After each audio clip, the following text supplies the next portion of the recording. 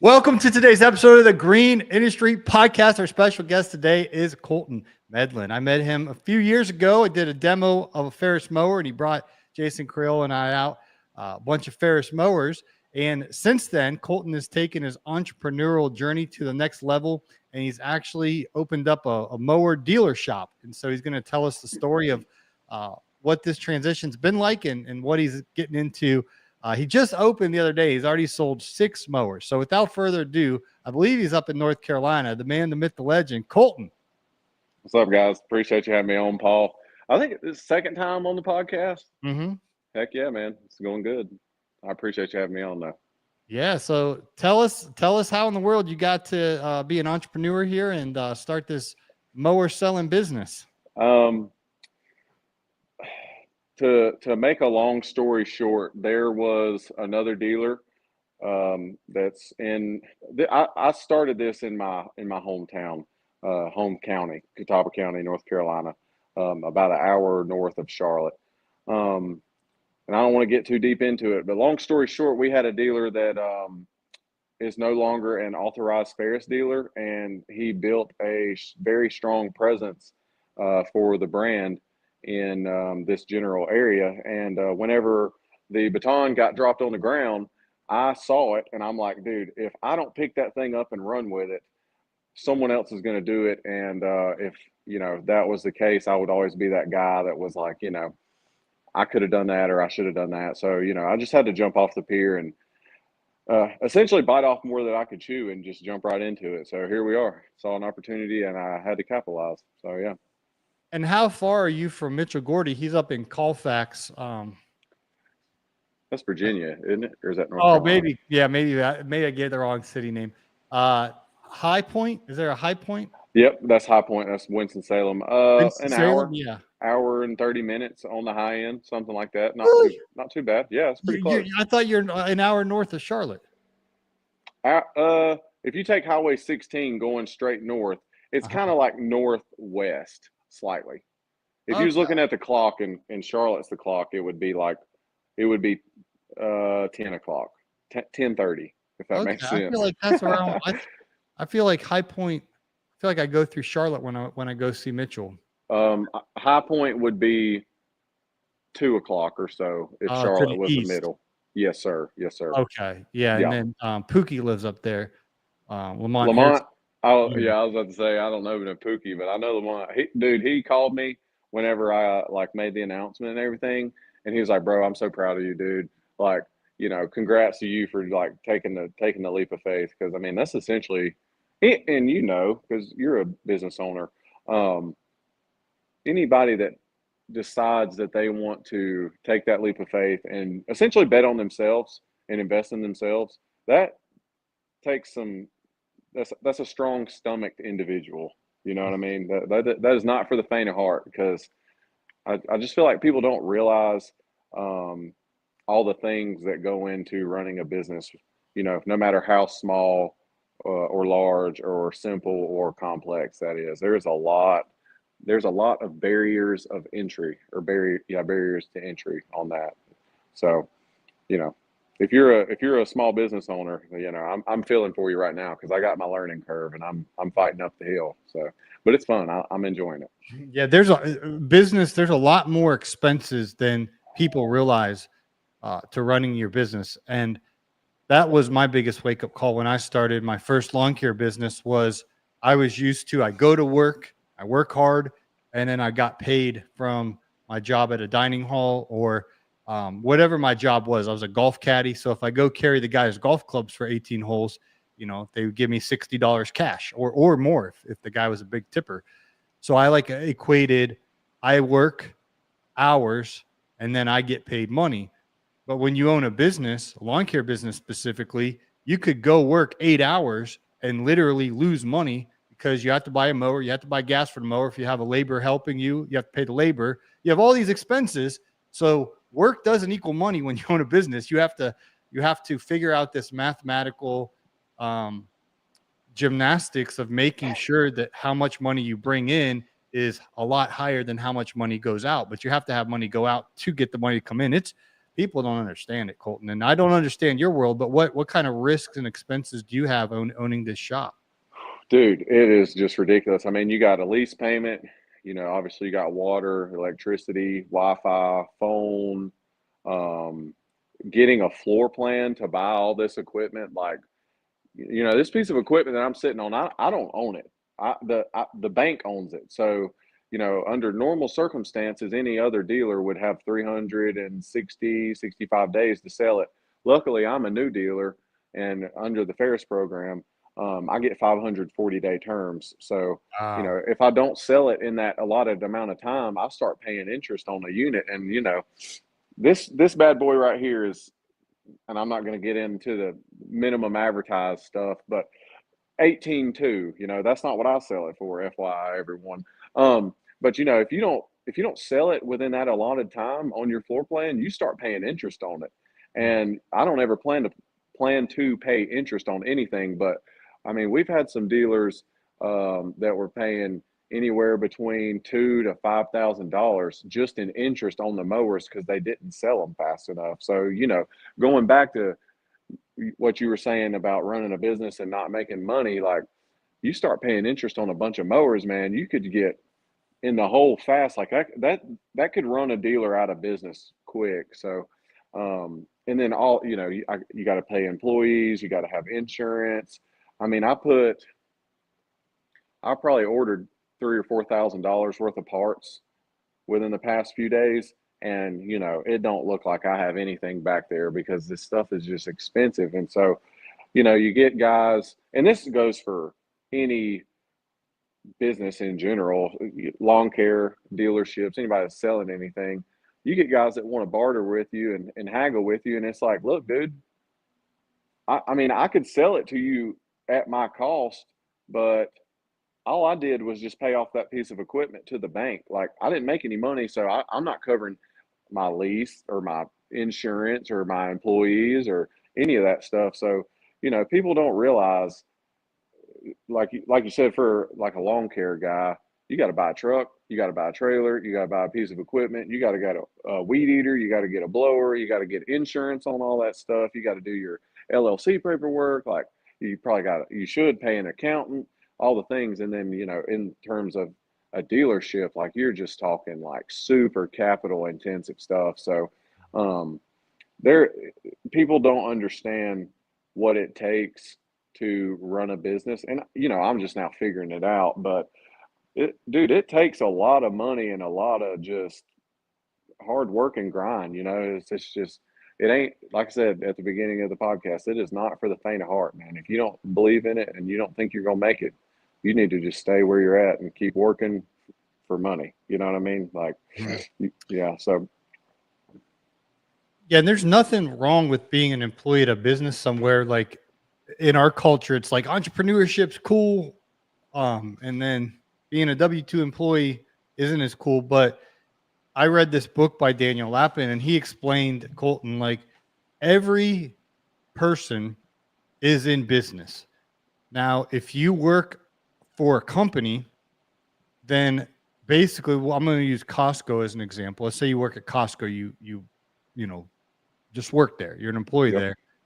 His philosophy is, well, then you have one customer, and your one customer is Costco. You go for your 40 hours a week, you serve your customer Costco, you do a good job, you know, Friday or whenever their pay cycle is, they're going to pay you. And you just basically, you're in business for yourself.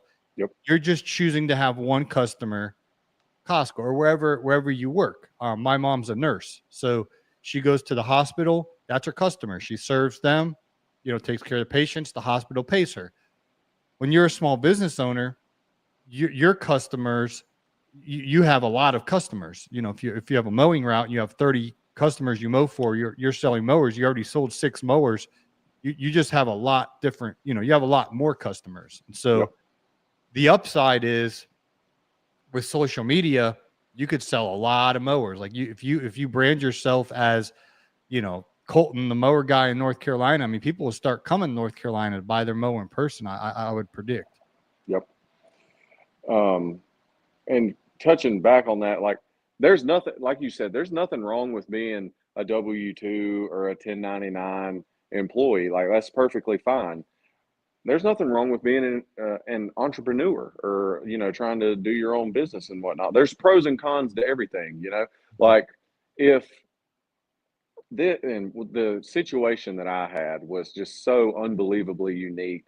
It was ridiculous. Like, from the dealer losing his authorized dealership down here and already establishing a presence, to me being an employee of Briggs and Stratton and being the Ferris demo guy and being known as that, to, my dad being the regional sales manager. It's just like, this was a super unique situation. And I'm not saying that I would have never pursued something like this, but whenever I saw that opportunity, that was just something that I just like absolutely had to try to capitalize on, because you don't get stuff like this fall in your lap every now and then. If it wasn't the same context and all the variables in the same way, I would be still riding around in that Ram 2500 pulling a Ferris demo trailer and being the Ferris demo guy. But, sometimes opportunities present themselves to people,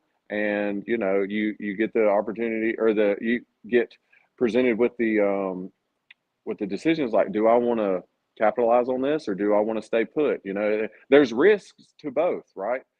The risk to entrepreneurship is you could go bankrupt, and it could go all to nothing. The risk to being a W-2 is like, you might not make as much money if you own your own business, right? It's just, those are pros and cons that you got to weigh. And it really, and you touched on it a little bit, like, it seems like it's so cool to be an entrepreneur, and it's not cool to be a W-2 or a 1099, or, work for someone else. But I mean, dude, even just since the past, because I officially got equipment in last Thursday, and I mean, I get here at 8, sometimes 7, and I'm not leaving till 6 or 7 or 8. And, I came in here all day on Sunday just trying to get myself situated, and, think about what my procedures are going to be, and what my, SOP is, and blah, blah, blah, blah, blah. It's like, yeah, it looks cool being an entrepreneur and whatnot. But I mean, people don't understand the work that goes into this stuff. So sometimes it's like, being a W-2 employee is pretty cool, right? You got your insurance, specifically for the situation that I just left. I got my insurance paid for. I get this truck paid for. I get paid for sure. Don't matter what. Everything's going to be good for me as long as I don't do something just really silly and just mess it all up. It's pretty nice blanket of safety. So it's just, there's pros and cons to both. And if you're thinking about staying in that job, or, launching your business, then you got to weigh all them pros and cons, because it can be a lot, and it is a lot. What was the defining moment, Colton, where you realized, like, you made the decision, I'm doing it. I'm going from being the demo guy for Ferris to actually owning my own dealership here and selling mowers? There was a point in time when I I was actually in negotiations with purchasing another dealer, and I had already told um, people on my side of the family, and people on my fiance's side of the family, and some of my close friends, and that deal fell through. And I had already been like presenting myself as like, I'm going to be a dealer, like that's what I'm going to do. And it was just like, man, I've already been telling people this. um, God has given me the thought to even try and pursue something like this. It's like, it's time to shine, you know what I mean? I got to make it happen. And I mean, there's a lot of trials and tribulations that came, even trying to get the location, or finding a tech, or getting approved by the floor plan company, and getting approved by Briggs, and just all the things. But it was the for me, it was whenever I had told people that that was my goal, and it was just like, look, man, you done told people, like, you got to go through with it now, because then I didn't want that to be, I don't want to say a stain on my integrity. I don't know if that's the right phrase, you know what I mean? But I just knew that, like, if you're telling people, you got to go through with it. If you're talking about starting up your own lawn care business, or you want to start getting more dialed in on social media, you got to go through with it, because otherwise people are just going to be like, he's kind of full of crap, and that's the last thing I wanted people to do. So um, I just saw the opportunity, man. When it was a mix of all that, and then whenever that opportunity presented itself, I was like, this is my time to shine. Because and now that I'm thinking about it, there's another point. Um, I'm getting married on May the 3rd, which is like, Congratulations. yeah, thanks, dude. Which is like what, 10, 13 days, something like Mhm. that, something Let's go. crazy. And I was talking to Dad, and he's like, dude, this is too much, man. He's like, do you need to hold off and try and wait a year? Because I'd missed some of the selling season. Because if your commercial guys are ready to buy equipment, normally they're buying it before the year turns over for tax purposes, or before it even gets near to getting hot. They want to be locked and loaded and have all their stuff ready. And he's like, dude, you kind of missed some of the selling season. You need to hold off. You're about to get married. You're struggling to find a location, and all the things. Like, it's getting hard. Like, you're getting into the thick of it, right? And it's getting about that time. Is like, you need to quit, or keep on going. And I'm like, look, dude, the time to shine is now. Like, no, I'm not turning back. People are going to say I'm crazy because I'm getting married in a week or two or whatever it is, and trying to launch a business and manage all that stuff all at the same time. And it's just like, I'm not turning back, dude. Like, no, it's time to shine now. So, and he just kind of looked at me like, dude, you're freaking crazy. And I was just like, is it crazy or is it faith? You know what I mean? Like, I got faith that, for one, God's going to give me that idea so I can do it, and two, like, I'm going to bet on myself. So it was just kind of all that. I know that was long winded, but No, that's good. What's kind of your vision 1 year from now? You're 1 year into marriage. Your shop's going to have, more time for you to market it and get more yep. customers. So walk us through your ideal, where you want things to be 1 year from now. When we're talking, Lord willing, next spring, what Yep. would be success? 1 year from now, um, I would like for my floor plan to at least be doubled so that I can have more equipment. I have the opportunity, if and when I want it.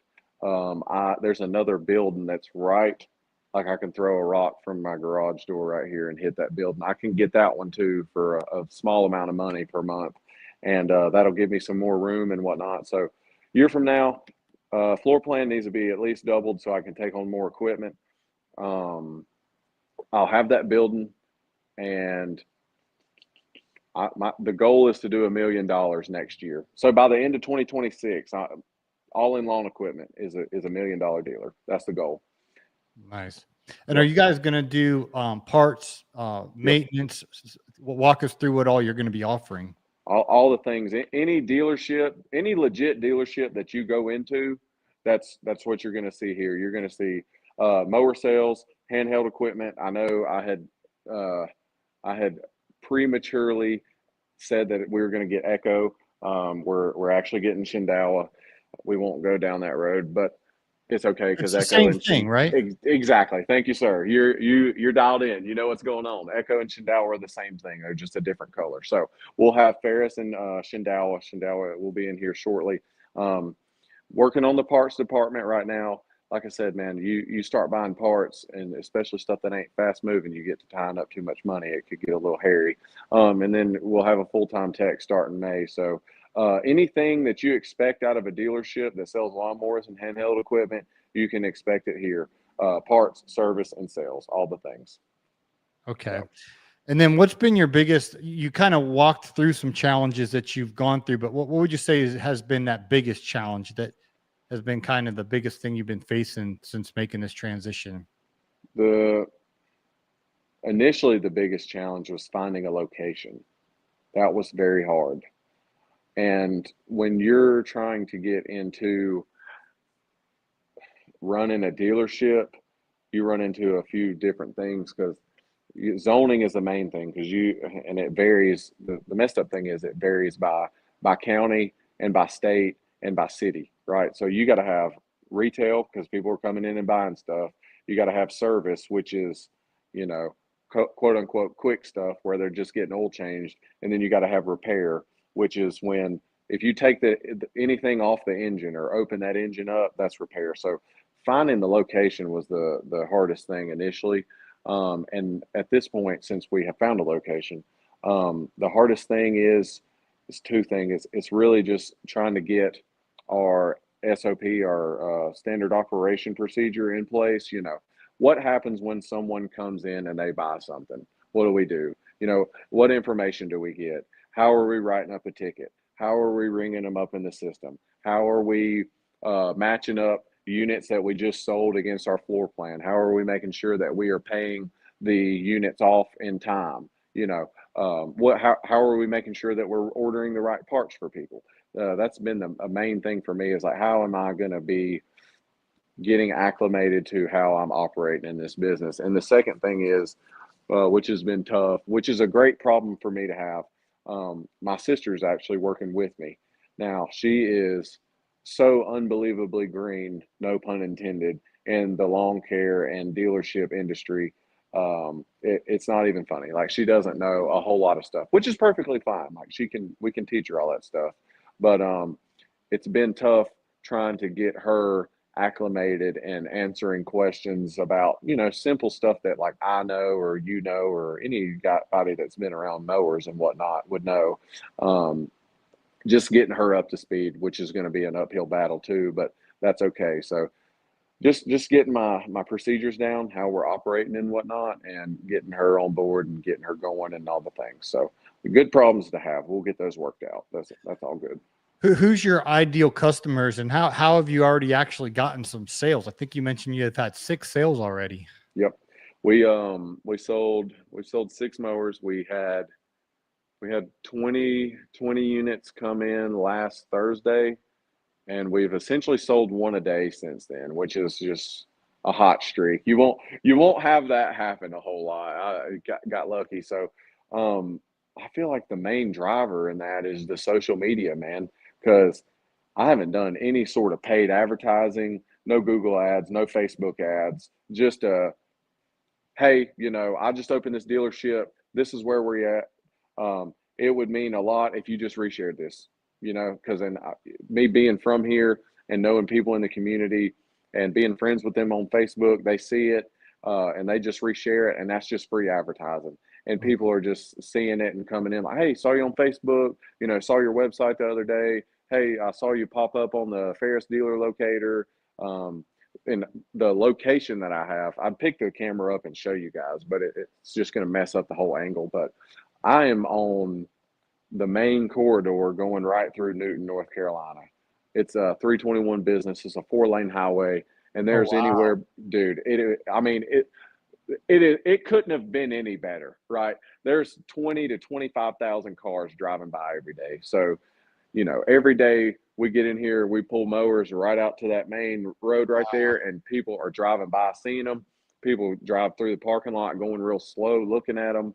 And I mean, I'm hawking them as they come in. You know, I go run out to the car, like, hey, what's up? You know, I'm Colton, the owner, just trying to introduce myself. Like, dang, I didn't know you was Ferris dealer. You know, just saw the mowers outside walking by. So it's a mixture of the location and social media, which is, you know, whenever I was the demo guy, I was trying to tell people like, dude, you got like one of the most powerful tools in your pocket at all times, and it's essentially free. You know, Facebook, Instagram, TikTok, if you're whatever you're doing, selling something, providing some sort of value, whatever it is, like that is your strongest tool. So me utilizing that in this location with 20 to 25,000 cars driving by, I mean, it's just been killer, man. It's been killer. That's awesome. We are live on Facebook and we are live on YouTube. So let us know in the comments where you are watching from, and we'll shout you out. Colton's up there, and you called it Newton. Yes, sir. I watched too much Seinfeld growing up. Newman. No, you're good. Newton, like Isaac Newton. Oh, he's a sharp fella. He is. We ain't well, anything that's as sharp as he is the blades on these mowers. They're ready to cut some grass. Yeah, my friend Dr. Frank loves Isaac Newton. He's always quoting Isaac Newton this, Isaac Newton that. Yep. And I'm down here in Sarasota, Florida. It's a beautiful beautiful down here. But I want to dive a little bit deeper here on the social media, because I remember when you came over to Jason's and you were, you were ambitious of like, man, I really want to grow this social media thing. And Jason and I, were already creating content and stuff like that. And we're like, yeah, dude, go for it. And you went for it. Cause Oh yeah. most people say, oh yeah, social media is a great opportunity, but they don't have any consistency, and then nothing really takes off. And walk us through your story and how things have been popping off and the benefits that you're reaping from growing on social media. So when I took the job at Ferris, they I had deleted social media because I was just, to be the nicest, I was wasting time. You know what I mean? Just wasting time doom scrolling. When I started, they were like, "Look, we want you to have a separate Instagram and a separate Facebook. Just post about what you do. Even if it's just one picture a day, we want you guys to, let people know that they have the opportunity to get a free Ferris demo, right?" And I'm like, "Well, I think I'll just kind of go hard with this and see what happens." So after, watching YouTube videos and messing with the editing and messing with, how I'm doing certain things and using hashtags and geolocations and, all the things like, Mhm. and it was actually very beneficial for me. So I was dating my fiance whenever I took this job. I was not in a good employment situation. I took the job and moved from Newton to Chattanooga. And she wasn't going to come with me because, we're not married and that's kind of not what you do. Um, but that's not what we were going to do. I might rephrase. So that gave me the opportunity to just really dive in on figuring out the equipment side and figuring out the social media side. So, whenever I was at home at night, I wasn't watching TV. I was on the phone, like figuring out how I was going to conjure some content up, or what was working, what wasn't, blah blah. Talking to guys like you and other influencers in the industry, trying to pick up on tips and stuff, and it just started snowballing and snowballing. And I didn't have a whole lot of followers whenever we initially met, and I was like, dude, because I had checked your page out, and I was like, holy crap, this guy's balling out here. Like, how do I get like this? And you were just like, look, the main thing you can do, like, for the most part, throw all that hashtag stuff out of the way, like all the other stuff. You just need to be consistent with it. Just make sure you're posting at least 1 or 2 times a day, every day, and you need to be on there as much as possible, right? And I'm like, all right, that's easy money. I can do that because I mean, I'm out here videotaping people cutting the grass all the time. Like that's easy. And I think what the main thing that really transformed it last year for me was, and I, I I looked at the Instagram. I only had like 3,000 followers, and I had to redo my Facebook because it got hacked or something. I bought that drone, dude. That drone was like rocket fuel to the social media content. I mean, and it just absolutely blew up. Um, and on the social media side, like that really helped me in terms of the Ferris demo guy, like find leads. It helped me find people that were ready to buy, like that weren't even close. They're like, "Hey, I'm ready to buy. Where can I buy it?" Or they'd call me Wow. and ask me questions, and hey, whatever I can do to help, hand them off to the dealer. Get my credit, keep on trucking, and just having that social media presence, being the demo guy, and building myself up as the Ferris demo guy was a big driver in me trying to do this. And it is just it's just translated like as smooth as it can get. Like, you went from being the Ferris demo guy to now you're the Ferris dealer. How can I get pricing from you? What can I buy? Like all the things. So it just really, it transformed my whole life for the better because it makes things so much easier. People know, you know, from me being the demo guy, they know that I'll come out and do the whole walk around and blah, blah, blah. And now they know like where I'm at now. It's like, hey, we got these things priced to sell. You know what I mean? It's just stuff like that. And people see it and they walk in and they're like, they got bags of money and they're like, I want to give it to you for this mower. And I'm like, dude, this is awesome. So Um, it really propelled my whole life higher. But I feel like some people don't realize the work that it takes to put all that in, like the work to learn all that stuff and then the work to apply it. And then like, how it is. If you're a social media influencer or a content creator, like every time you're looking at something, you're like, maybe I can videotape this. Mm-hmm. Maybe I can, maybe this will go for 1 million views, maybe this will get me a sale, like this silly little video right here, or it, not necessarily silly, maybe this very informative video will help me sell this mower. Like example, stand on blower. I was sitting there looking at it, I was like, this one does 7,500 CFM. Well, what's your biggest backpack? Well, at that time, it was the 9010. Um, and it does 1,100 CFM. So I start thinking, I'm like, this is 6 to 8 Echo 9010s combined. And I just made a quick video like that, and it went for like 1 million views. And I had people hit me up left and right, like, dude, where do I get one of those? Those things are freaking awesome, dude.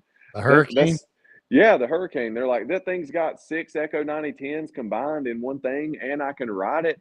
Yeah, dude. It's like, how fast are you walking with a backpack on? Probably like 2 miles an hour, you know? Well, this one you can ride it and it goes 9 miles an hour. You know what I mean? And that just simple stuff like that, like can really propel you wherever you want to go. Like you're getting into the golf stuff. So you start talking about, and I'm not super dialed in on golf. Like, hey, if you got your swing and it's slicing, you do your whatever adjustment you would do, and that'll fix your slice, and that could go ridiculous for you. You know what I mean? Or if it's a lawn care guy, it's like, hey, if you're having this issue in your yard, all you got to do is just put this application on it, and that'll fix it. So it's such a strong tool that a lot of people neglect. And I mean, I don't try and gatekeep any information. I try and tell people as much as I can. Like, dude, you need to Yeah. try and I, do this. I don't think anybody neglects their phone or social media. I think they're just scrollers.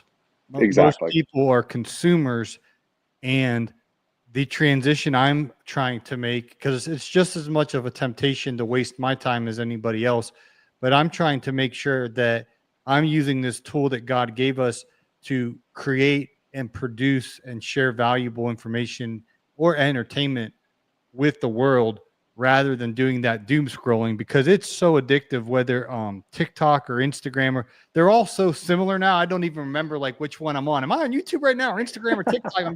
I'm just scrolling, and then I watch some funny butt video, and then my neighbors down the hallway are like, what, I heard you laughing, what was so funny? I watched his video. And I mean, there's some comical stuff. And then the next thing you know, 30 minutes have gone by, and I just got fatter and wasted 30 minutes. I mean, just laying, Yeah, sitting dude. around. But create content. It takes intentionality. It takes focus. It takes, because I make a lot of content out in public. Like people are looking at me like, what is this guy think he's doing with this phone, taking a video? I was down. We have a boat show in town this weekend. So I was going down there looking at all the boats, and they are so cool. They got a lot of boats. So I was just like down there filming, and everyone was just kind of like looking at me, but I'm like, hey, whatever. You'll see Like, a video. who's this guy? Who's this guy think he Yeah, is? that's the kind of vibes I was getting from people. They're all like, who's this guy think he is down there? And I'm sitting there like, hey, welcome to the boat show. Look at all these boats and everything. But my video will come out tomorrow with the boats. Yep. I'm working on getting it edited right now. But and touching on that, it's like, if this is referring to social media, if this is something that you want to try and get into, and you want to, being punny, go all in on, dude, you better get used to people looking at you real funny, right? oh yeah, Because I mean, I've been standing out in, like I said, 25,000 cars driving by. Heck, I'm out here doing this number, like talking and doing the stuff, and I know people are like driving by, like, what is this guy doing? Like, who is this? It's just, you're gonna get some funky looks, and that's fine.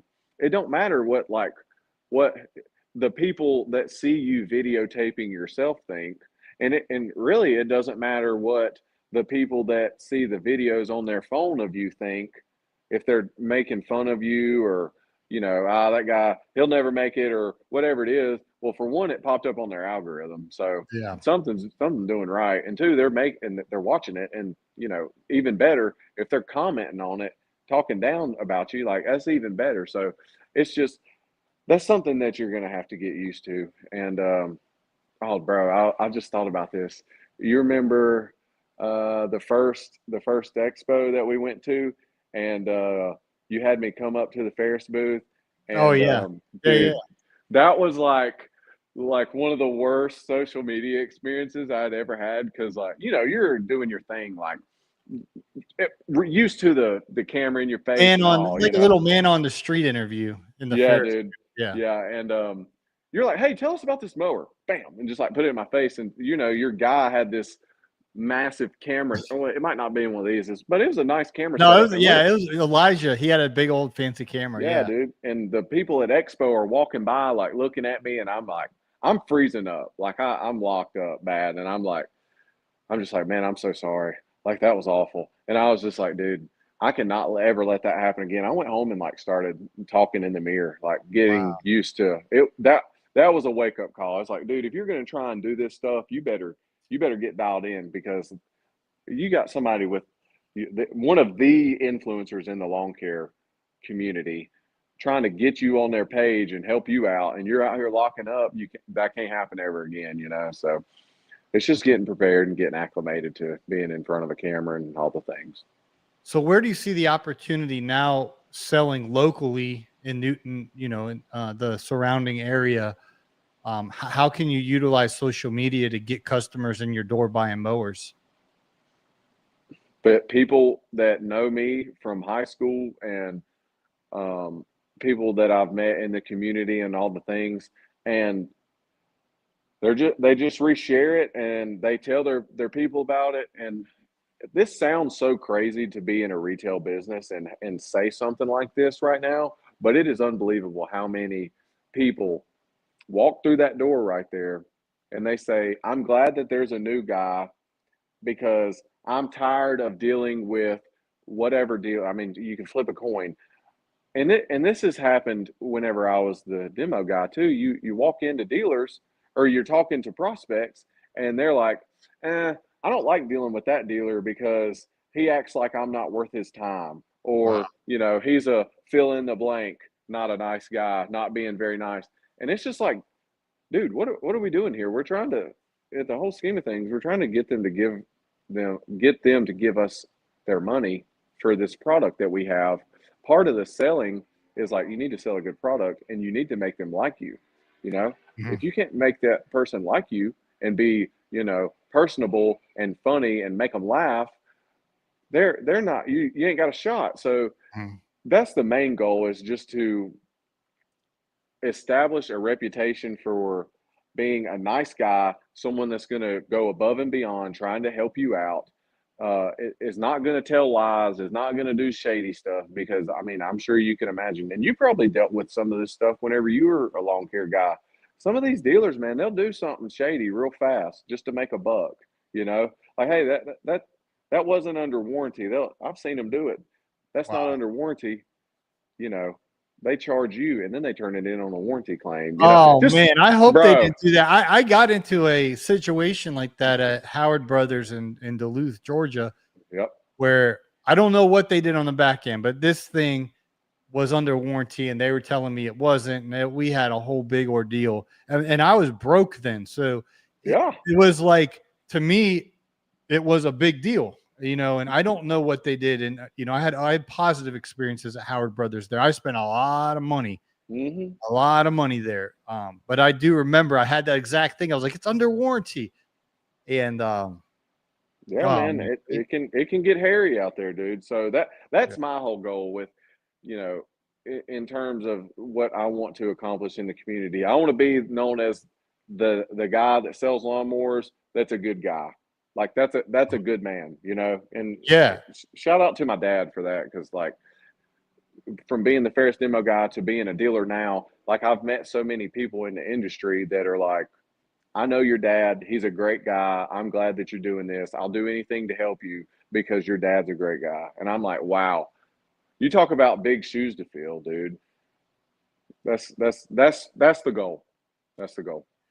Yeah, it says in Proverbs, a good name is to be chosen rather than great riches, loving favor rather than silver or gold. So a good name in business, you want to establish, a good name. And I've heard business folks say there's three things you want people to know: you, like you, and trust you. So Trust you. Yep. first, you have to get them to know that you have to get your customers, or they don't even know your customers yet. But hey, if you ever need to buy a lawnmower one day, you want to come to my location here in Newton, North Carolina.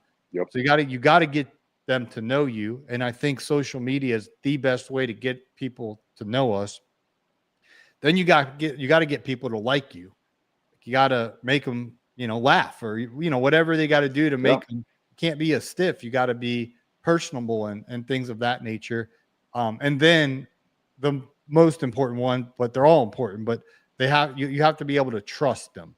And there Yep. are some places I when I had my lawn business, I was only in the Atlanta market, and I would say almost all of the, and I'm not gonna say your names, but Oh yeah. all of them had a bad reputation, like especially for repairs and maintenance. Like it was just, it would take forever for them, and they're just mean people. I mean, there's a bad reputation in Atlanta market. Is like, that's why so many of the companies do everything in house, because there just wasn't a company that you could just take your mower to and get it fixed quickly with a positive experience. Howard Brothers was the best one out of the bunch, but the other ones were just, this, they weren't trustworthy. Is the Yeah. point? So you stand out like a sore thumb if you're trustworthy, then Yeah. people will come to trust you. And even with content, like I've been doing my podcast every day, Colton, for several years now. That people trust in the morning. I can click on Paul's podcast.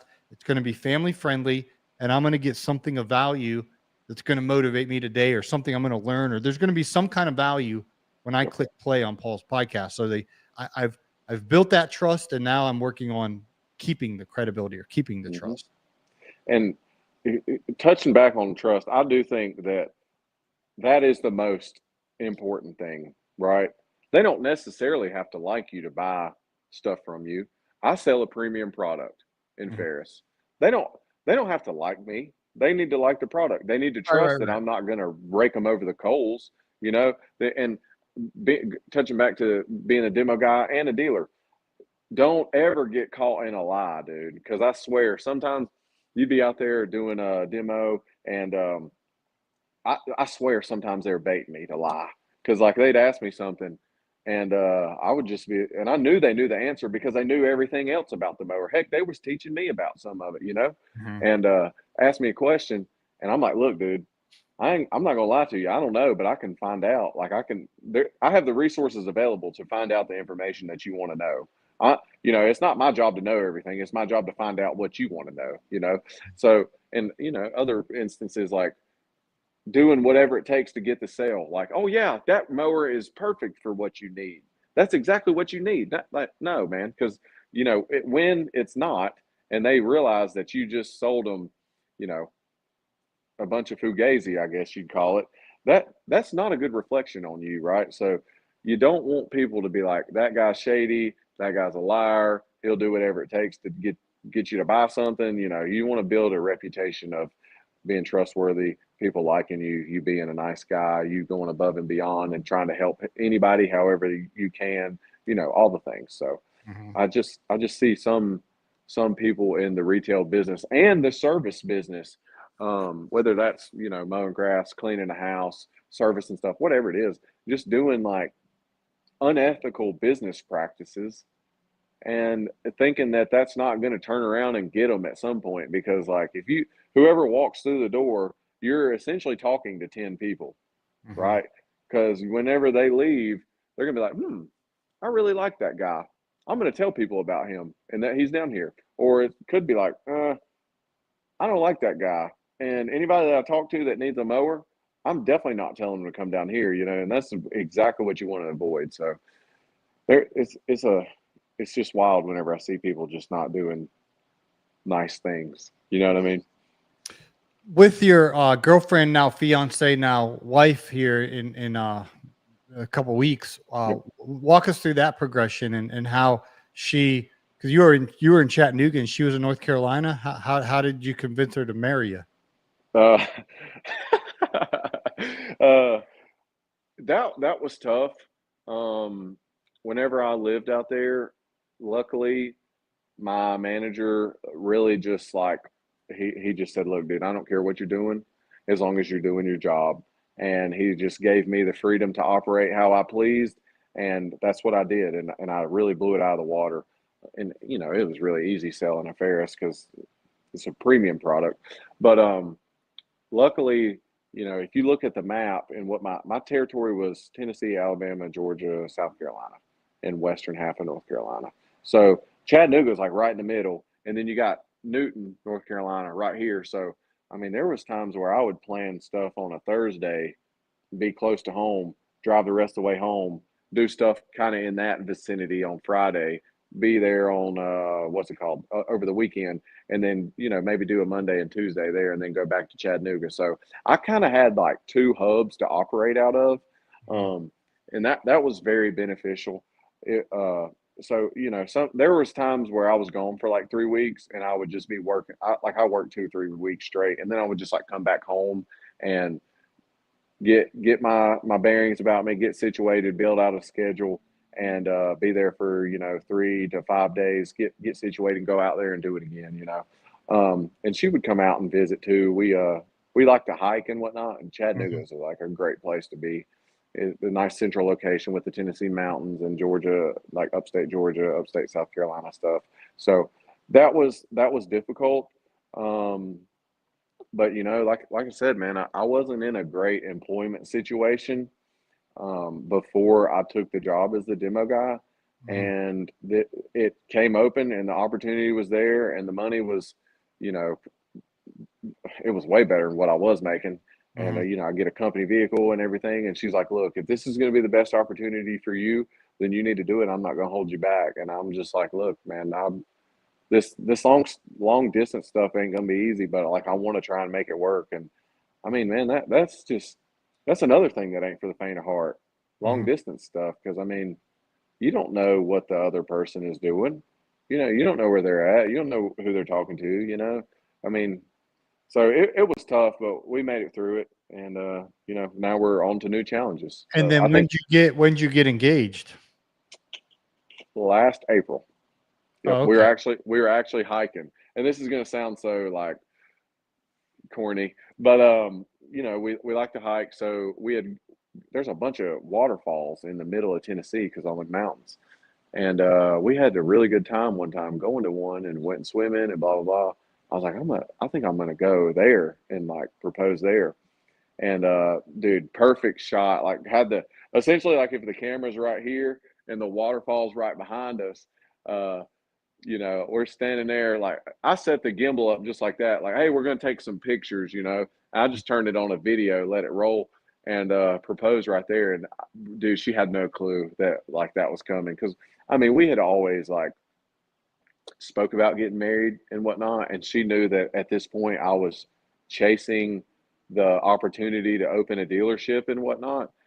So I think that really caught her off guard, but hey, it was a great location, great turnout, like all the things. So that was really cool. That was really good. And she said yes. Yeah, she said yes, of course. If she wouldn't have said yes, then I would be single. Yeah, no, I understand. There was like a viral video that some guy was like on his knee and I don't know if you've seen it where he asked her to where he proposed and she like turned around. Have you seen that one? And she's like, I've yes. seen a few, but Well, you would know this one because it was like it was underwhelming response from her. He was on his knees, he was all hyped, and then she just turned around and she's like, yeah. And it's going like mega viral. you better run, brother. Yeah, I know. It's a little sketchy. It's a little Pull, sketchy. abort the mission. Abort the mission. You got to get out of there. Make sure you get that ring back, though. You got to get that ring back. And just I'm out of here because now whenever like I said, because whenever I proposed to her, she was so thrown off. Like I could tell, Mhm. she was like, "What? Like, are you serious right now?" And I was like, "Yeah, of course. Like I'm not. This ain't no joke. Uh, but yeah, if you get down on a knee and propose to a girl and she's not ecstatic and excited about it, that's your first red flag. You need to get out of there before you lose more money. Mm, Yeah. mm, mm, mm, mm. I'm still on the hunt. I'm trying to find me a woman. Yeah. No, I mean, dude, it's easy for me to say, but you just got to get dialed in on yourself, and the right one comes. You Mm, know, you focus on yourself, and you do the best you can for yourself, and build yourself up as a high value man. And mm. you get your mind right with God, and you just tell him like, "Look, dude, I'm ready for the one." You know what I'm saying? Because that's about where I was at, and here she comes. Mhm. You know, I'm Where'd like, you meet wow, your this where'd you meet your wife at, or it's fiance, it's soon to be wife? it's it's funny because we actually went to school together for I moved from South Carolina to North Carolina in fourth grade. So I've known her for, I mean, what, how old are you in fourth grade? 9 or 10, something like Mhm, that. Known her for 20 years. And I was always like, interested, like kicking around the idea and whatnot. And we talk about it a lot too. It's like, thank God we didn't date whenever like we were both in high school or both in college because it would have just not worked out. You know what I mean? So, but it's just all about timing. You know what I mean? So I'm a lucky guy. What can I say? yeah, that's fantastic. Well, I really appreciate your time today, Colton. I know we were talking off air, and I was like, I got to get you on the podcast and let you share this story because you really Yeah. have grown a lot on social media, and now moving to have a shop where you have mower sales, you have parts, you Yeah. have repairs, you have maintenance. Real quick? What's the social media like at the Lawn Care Life Conference and at Equip? Are people, recognizing you and being like, "Hey, man, I've seen you online." Dude, it's weird because like they'll come up to you and they know you because they're following you, they're watching all your stuff, like they're keeping up with you and whatnot. And they'll just walk up to you and start talking to you like you guys are buddies. And we can be buddies, but it's like, oh, I don't really know you. I've never met you. And they lead with like, hey, oh my gosh, man, I follow you, and I'm just like, wow, this is like so cool. So it's just it's really cool to know that people like to watch your content, and that tells me that I'm doing something right, and I'm, like you said, providing some sort of value to them, whether they're learning something or they're seeing something cool. It's helping them pick out a piece of equipment or whatever. It's really cool, and the main thing is it's networking, right? Mm. Like, I don't know how many people you've met doing the social media stuff that have helped propel you higher. Oh Because I yeah. know I've met a lot of people. I mean, I'm talking to one right now. Like I've met so many people in the social media realm and just in the lawn care industry because they know who I am based off these videos that I've made. That I've learned things about the mowers, about weed eaters, about chainsaws, about social media, about how to sell stuff, about trucks, about trailers. You know what I mean? So the social media stuff is more than just trying to get views and get people to watch your video. It's like, wow, you can actually make friends with people and make connections with other people that can propel you higher in whatever way, shape, or form you want to make that work. So it's a very strong tool. And like I said, I'll stand on the mountain and scream at you guys. If you are trying to get into it, just jump into it head first. It's all going to be good. People are going to laugh at you. People are going to think you're doing weird stuff or whatever it is. It's just like, if you're providing that value, no matter what industry you're in, those people that are in that same industry and or are interested in that content are going to find you, and they Mhm. will follow you and they will watch as long as you're, for the most part, doing the right thing. Mhm. Yeah. Yeah, that's good. The algorithms are interest based now, so you make the content on your interest, and it will start feeding it out to people who have that Hmm. interest. So, yeah, definitely give social media a shot. Networking is such a powerful principle that God didn't create us to be isolated and alone. The Nope. more we connect with others and add value to others, the more opportunities come open to us. So, Hmm. it's just a wonderful way to network. Was there anything we're leaving out here that needs addressed, Colton? No, just touching off the networking stuff. It's like, for example, like you're a lawn care guy, another lawn care guy sees that you're on the other side of town, and he don't want to add a client on that side of town because he wants to keep his route dense, as they should, right? Well, Mhm. he sees you, he sees that you do good work. Hey man, I got a lead for you. This dude's right in your neighborhood. You need to hit him up and go cut his grass, right? Or Mhm. same thing for sales. Like, hey, this is out of my territory, but I got a lead that's in New York, and you hand it off to the next guy that's in New York, and hopefully they can close them out. So, you know, all the positive variables that could be intertwined in social media are there if you want them to be there and you make the best of it, you know. Mhm. So it's just such a powerful tool, and I know I said it gets neglected. I think that it gets neglected in a way to provide more value to your life. So Mhm. yeah. It's good. Well, if you guys need a lawnmower, Newton, North Carolina, go see Colton. Yes, Get you a sir. lawnmower from Colton. And we appreciate your time today, my friend. How All can right, people brother. connect with you? At that long, or what is it? And this is so funny because you called me and you're like, look, dude, you got to change that handle. I You hadn't do had have to time. change that handle. I'm going to change it back. Has it been 7 days? It's I got to have don't been think since seven we've days. talked, but I don't know. I don't know when the Instagram will let you. I don't know if you've reached that limit or not, but you need to change it. But Yeah, I'll look into that. what we're talking about is Colton. He Yeah. had the Colton Ferris mower guy account, and then or whatever it was, demo guy, Hmm. and now you have a different account. But I was telling you, you need to brand your name Colton Medlin, and then whatever you can have something after that on the username, so you could have your mower dealer stuff after that. But Yeah. I would brand where people know Colton. Um, Yeah. it's powerful to brand yourself. So I need to look into that. But it's at that mower dealer, I believe. for now, yeah. And For now. For yeah, you now. should For now. change it to Colton Medlin mower dealer under Yeah. afterwards or whatever you want to do afterwards. So Just know that it's all in lawn equipment, and we're in mhm. Newton, North Carolina. And these things right here are priced to sell. We ain't running a museum down here. We want them out in the field cutting grass. All right. So you hit me up. Let's strike a deal. There you go. Love it. There you have it. Thank you for your time, my friend. I'm going to end on